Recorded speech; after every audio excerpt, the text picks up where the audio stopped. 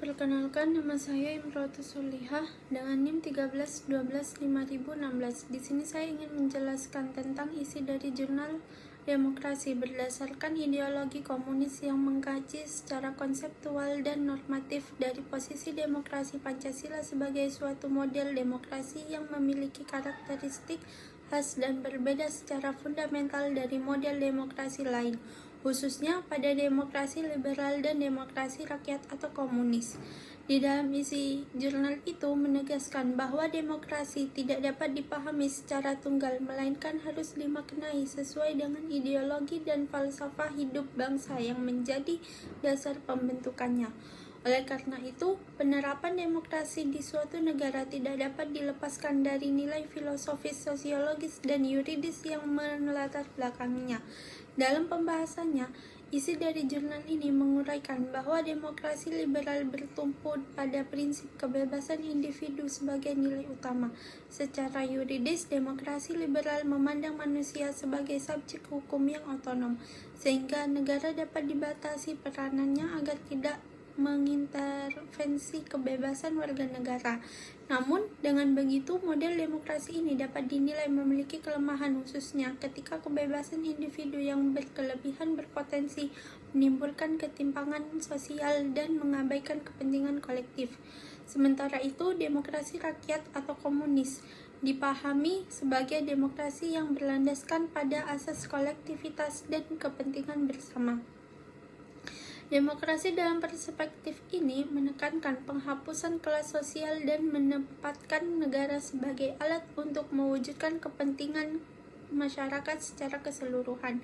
Dalam kerangka hukum dan politik, demokrasi komunis cenderung mengedepankan kepentingan kolektif di atas hak individu yang pada praktiknya seringkali membatasi pluralisme politik dan kebebasan berpendapat.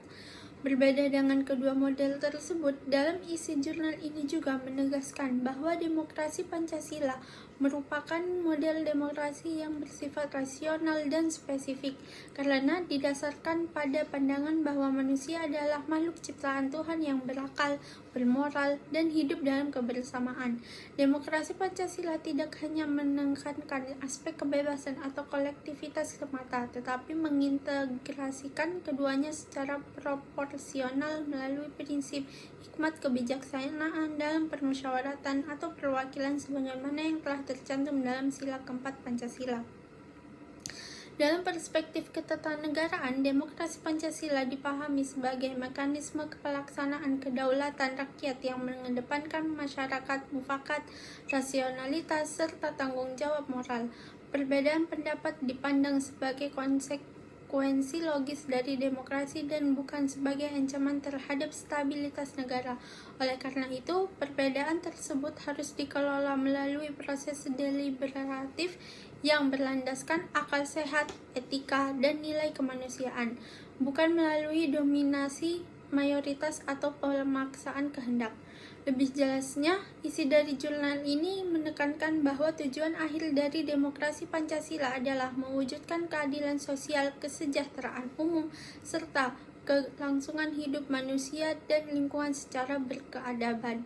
Dengan begitu, demokrasi Pancasila tidak hanya bersifat prosedural tetapi juga substantif karena mengandung nilai moral, spiritual, dan sosial yang berfungsi sebagai pedoman dalam penyelenggaraan kekuasaan negara. Karena itu, demokrasi Pancasila diposisikan sebagai model demokrasi yang sesuai dengan jati diri bangsa Indonesia serta relevan secara konstitusional dalam sistem hukum nasional. Sekian penjelasan dari jurnal tersebut. Jika ada salah kata, saya mohon maaf. Perkenalkan, saya Natania Riana Putri dengan NIM 13125000019. Hari ini saya akan menjelaskan dari salah satu jurnal yang berjudul Faktor Pendorong Nahdlatul Ulama atau NU mengadopsi demokrasi terpimpin pada masa Soekarno di tahun 1959 hingga 1965. Pada masa Orde Lama, Indonesia mengalami banyak perubahan politik dan sosial yang sangat dinamis. Salah satu perubahan besar terjadi setelah Presiden Soekarno mengeluarkan Dekret Presiden 5 Juli 1959 yang menandai bahwa berakhirnya demokrasi liberal dan dimulainya demokrasi terpimpin. Dalam sistem ini, kekuasaan negara terpusat pada presiden dengan tujuan menjaga stabilitas nasional dan meredam konflik politik yang terus terjadi. Nahdlatul Ulama atau NU sebagai organisasi Islam besar sekaligus partai politik saat itu dihadapkan pada pilihan sulit, menolak atau menerima demokrasi terpimpin. Pada akhirnya NU memilih untuk mengadopsi dan berpartisipasi aktif dalam sistem demokrasi terpimpin yang diperkenalkan oleh Presiden Soekarno itu sendiri.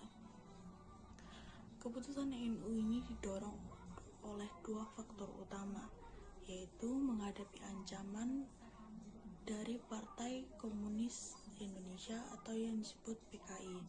Salah satu alasan yang paling kuat mendorong NU menerima demokrasi terpimpin adalah meningkatnya pengaruh Partai Komunis di Indonesia dalam pemerintahan Soekarno. Pada periode ini, PKI berkembang pesat dan memiliki jaringan yang sangat luas, mulai dari birokrasi, organisasi buruh dan tani, hingga kalangan pemuda, seniman, dan intelektual. Presiden Soekarno kemudian memperkenalkan konsep Nasakom, yaitu nasionalisme, agama, dan komunisme, sebagai upaya menyatukan kekuatan politik besar di Indonesia. Dalam konteks ini, NU memilih untuk masuk ke sistem daripada berjuang dari luar pemerintahan. Strategi ini dikenal sebagai berjuang dari dalam dengan tujuan membendung pengaruh PKI secara langsung dari dalam struktur negara. NU menyadari bahwa jika mereka mengambil posisi seperti yang dilakukan oleh Masyumi, maka resiko pembubaran sangat besar. Hal ini terbukti ketika Masyumi dibubarkan pada tahun 1960 karena menolak demokrasi terpimpin dan menentang PKI secara terbuka.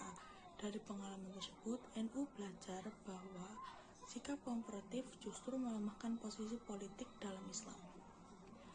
Dengan partisipasi dalam demokrasi terpimpin dan Nasakom, NU berharap dapat mengimbangi pengaruh PKI, menjaga ideologi Pancasila, dan melindungi kepentingan umat Islam dan masyarakat luas.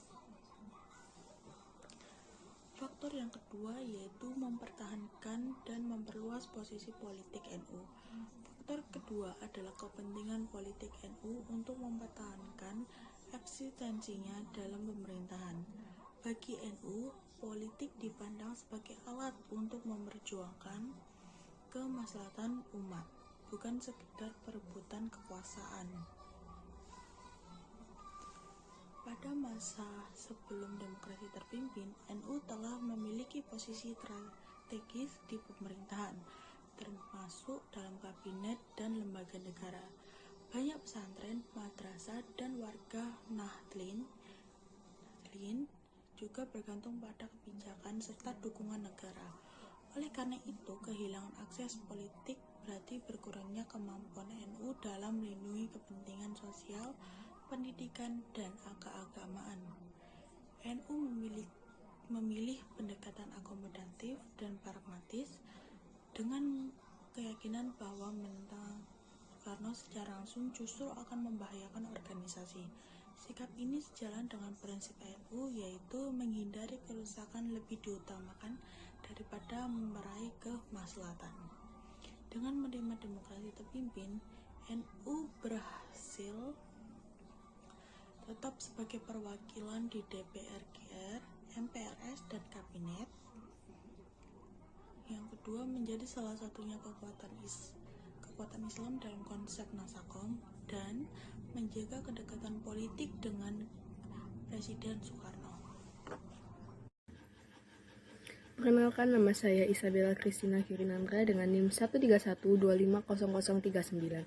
Di sini saya akan membahas tentang jurnal IT pada tahun 1952, yaitu Menempuh Jalan Rakyat, yang disusun sebagai materi pembelajaran. Tulisan Menempuh Jalan Rakyat Karya DN Aidit menegaskan bahwa kekuatan utama perubahan sosial dan politik terletak pada rakyat.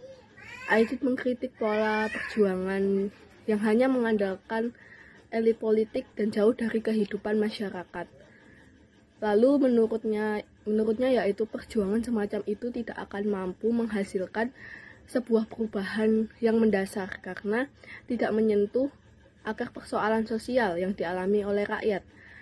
Namun seperti kemiskinan, ketimpangan, ekonomi, dan penindasan itulah adalah contohnya. Contohnya adalah seperti penindasan struktural. Oleh karena itu setiap gerakan politik harus berangkat dari realitas hidup rakyat dan berpihak pada kepentingan mereka. Aidit menekankan bahwa rakyat khususnya kaum buruh dan tani merupakan kekuatan sosial terbesar dalam masyarakat. Mereka bukan sekedar objek perjuangan, namun melainkan subjek utama yang harus disadarkan oleh posisi dan perannya. Di dalam perubahan sosial, kesadaran politik rakyat tidak muncul secara otomatis, tetapi perlu dibangun melalui pendidikan politik yang terarah dan berkelanjutan. Lalu di dalam konteks ini, organisasi massa dan partai politik memiliki peran strategi sebagai alat untuk menghimpun. Contohnya membimbing serta mengorganisasi kekuatan rakyat agar mampu bergerak secara kolektif dan terarah.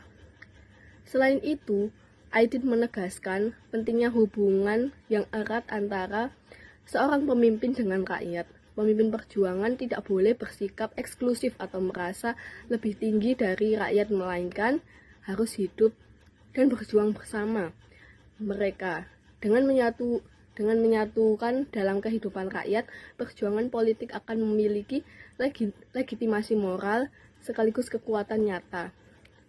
Hal ini menjadi dasar konsep-konsep menempuh jalan rakyat, yaitu menjadi aspirasi dan kebutuhan rakyat sebagai pedoman utama dalam setiap langkah perjuangan. Aidit juga menolak sikap kompromistis terhadap kekuatan yang menindas. Ia berpandangan bahwa perjuangan rakyat harus dilakukan secara konsisten, disiplin, dan berani menghadapi resiko. Lalu tujuan akhir dari perjuangan ini bukan sekedar perubahan kekuasaan, tetapi perubahan struktur sosial yang memungkinkan terciptanya keadilan, kesejahteraan, dan pembebasan rakyat dari berbagai bentuk penindasan. Dengan demikian, jalan rakyat dipahami sebagai jalan perjuangan yang berorientasi pada kepentingan mayoritas masyarakat dan masa depan yang lebih adil. Terima kasih.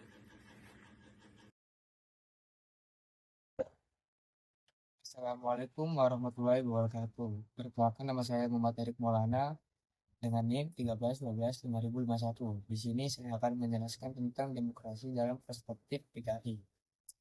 Demokrasi sendiri adalah kata yang paling banyak diperebutkan dalam sejarah Indonesia. Hari ini, kita mengenal demokrasi sebagai sistem pemilu multipartai dan kebebasan sipil. Namun, bagi Partai Komunis Indonesia (PKI), di masa kejayaannya, demokrasi liberal tersebut dianggap sebagai sampah sejarah yang harus dibuang. Sebagaimana mungkin sebuah partai Marxis-Leninis mengklaim diri mereka sebagai demokratis. Rahasianya ada pada suatu istilah demokrasi rakyat. Dalam video ini kita akan masuk ke pikiran para pemimpin PKI untuk melihat dunia melalui kacamata merah mereka. Kita akan membedah mengapa mereka menyebut demokrasi sebagai kedok penjajahan dan mengapa rasa perlu menerapkan diktator untuk mencapai demokrasi. PKI memulai argumennya dengan kritik tajam terhadap sistem parlementer pada tahun 1950 sampai tahun 1959.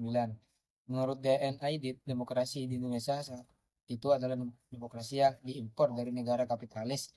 Kode utama PKI yang pertama itu ada yang pertama, kesenjangan akses. PKI berpendapat apa gunanya hak pilih jika surat kabar hanya bisa dimiliki oleh orang kaya.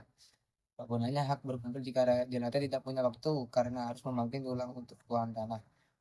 Yang kedua, kedaulatan modal. Mereka menyebut parlemen sebagai warung ngobrol, di mana keputusan dibeli oleh modal asing. Yang ketiga, kesimpulan. PKI menyebut ini sebagai diktator borjuasi, artinya secara formal tidak bebas, tapi secara materi rakyat terbelenggu. Sekarang kita masuk ke intinya. PKI membenarkan konsep diktator menurut demokrasi rakyat, mari kita bedah istilah yang konteks ini. Bagi PKI, negara tidak bisa netral, negara ini. Pertama, demokrasi bagi siapa? PKI membatasi hak demokrasi hanya untuk rakyat.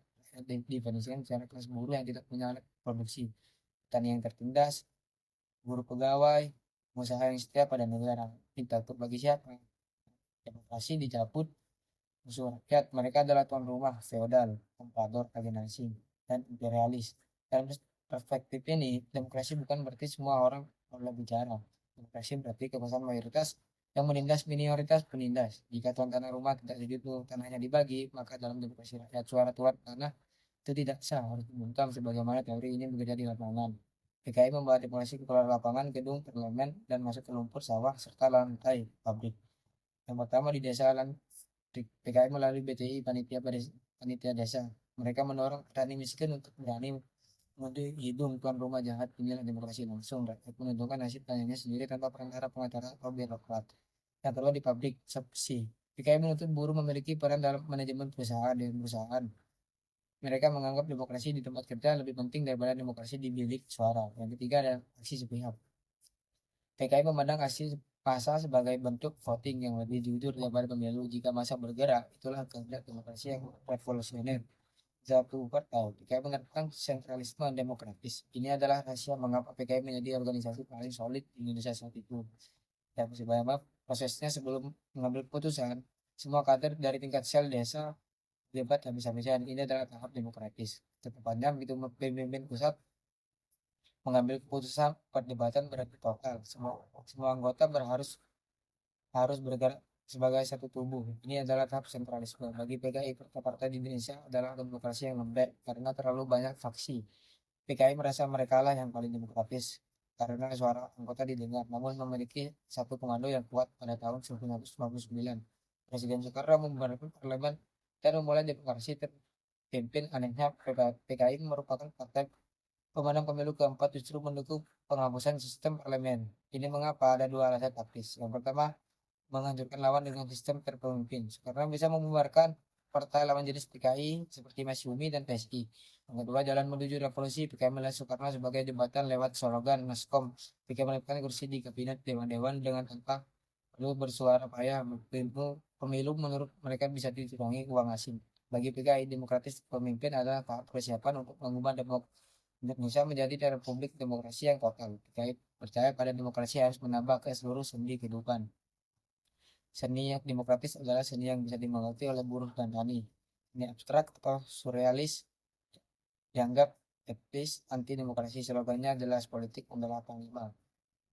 Demokrasi berarti memutuskan rantai patriarki feodal. Jawabannya turun desa-desa mengajarkan bagaimana cara baca tulis memberikan hak cerai bagi perempuan yang tertindas. Namun gerakan ini tetap harus tunduk pada garis besar revolusi partai. Namun perspektif demokrasi PK memiliki catat besar dalam praktiknya dengan membagi masyarakat menjadi rakyat. Usul rakyat PKI dengan popularisasi yang mematikan demokrasi yang tidak memberikan ruang bagi perbedaan pendapat bagi luar garis partai. Akhirnya memberikan sistem otoriter terjadi 1965 menjadi titik akhir eksperimen ini. Karena demokrasi pemimpin gagal menjaga keseimbangan yang terjadi bukanlah demokrasi rakyat, melainkan benturan fisik yang menyerahkan satu generasi sebagai penutup. Kita menyebutkan bahwa PKI demokratis bukanlah sistem yang netral. Demokrasi adalah sebuah alat perjuangan kelas jika kita melihat kembali ke seluruh materi. Tadi ada 3 poin yang menjadi demokrasi PKI. Yang pertama ada substansi, yang kedua ada eksklusivitas politik, dan yang ketiga ada kolektivitas mengalahkan individualisme, yang dimana di bawah prinsip sentralisme demokratis aspirasi individu harus tunduk pada keputusan kolektif partai. Demokrasi bukan berarti kebebasan tanpa melalui kebebasan untuk bergerak satu komando demi tujuan revolusi sosial. Demikian yang saya sampaikan. Sekian, terima kasih.